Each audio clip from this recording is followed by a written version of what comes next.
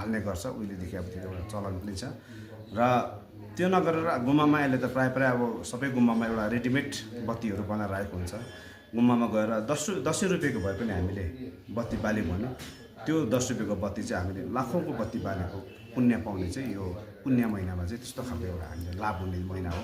त्यसले गर्दा चाहिँ हामी एउटा भए पनि यो पूर्णिमा चाहिँ यो सागादावाको पूर्णिमा चाहिँ 10 रुपियाँको भए पनि एउटा बत्ती बाल्यो भने हामीले त्यो बत्ती चाहिँ लाखौँ रुपियाँको बत्ती बालेको पुण्य पाउँछ भनेर चाहिँ अब त्यो खालको एउटा विश्वास छ। त्यो खालको एउटा शास्त्रमा हामीले अब बताइएको छ।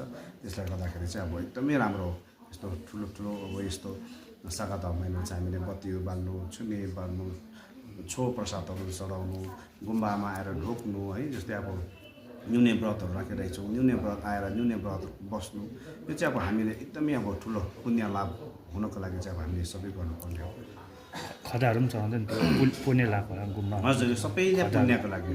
अब पुण्य छैन भने चाहिँ अब हामीले अब यो जुनीमा जे छ अब पहिलाको जुनीको हामीले पुण्यको कारण पनि आज हामीलाई सबै कुरो फलिफाप छ। खानु लाउनु जे पनि हामीले अब फलिफाप छ।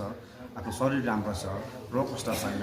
यो सबै के कारणले गर्दा चाहिँ हामीले पूर्व जन्महरूमा हामीले धेरै पुण्य सञ्चय गरेकोले गर्दा, सुकर्म गरेकोले गर्दाखेरि हो नि त। र यो जुनीमा पनि हामीले धेरै सुकर्म गऱ्यौँ, पुण्य लाभ गऱ्यौँ। यस्तो ठुल्ठुलो महिनाहरूमा हामीले पुण्य सञ्चय गऱ्यौँ भने चाहिँ अनि नेक्स्ट जुनीमा पनि हामीले फेरि यस्तै नै योभन्दा अझ बेटर है, अब एकदम हरेक चिजमा बेटर भएर अब हामीले जन्म लिन सक्छ भनेर चाहिँ अब त्यस्तो अब हामी विश्वास राख्दछौँ।